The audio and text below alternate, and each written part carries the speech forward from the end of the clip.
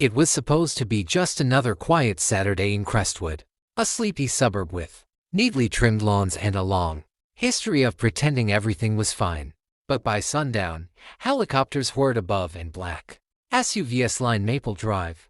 At the center of it all stood the house of retired Navy SEAL Commander Elijah Ghost Brooks, decorated war hero, intelligence asset, and father of a 17-year-old boy who now lay in a hospital bed, barely clinging to life. Hours earlier, Elijah's son, Malik, had been walking home from football practice when Officer Darren Kempler, the cop with a history of complaints, claimed Malik matched a description.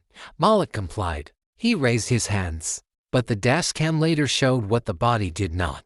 Kempler fired without warning. One shot to the chest. No weapon, no threat, just a young black kid in cleats.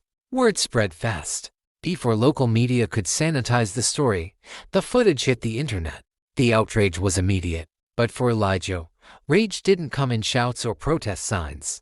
It came in silence. It came in phone calls to old contacts in places most people didn't know existed.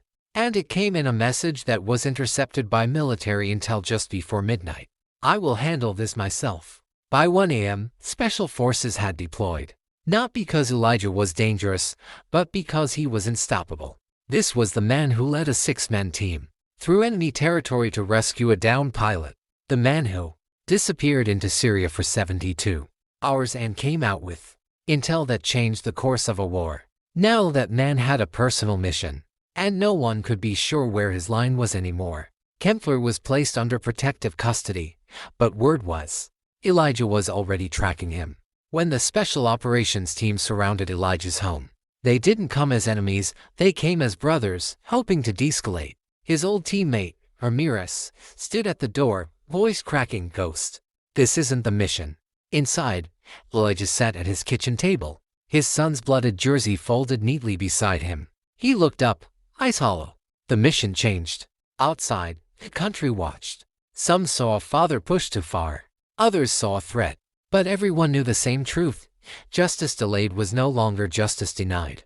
And for once, the system was afraid, not of violence, but of what might happen if men like Elijah stopped believing in it altogether.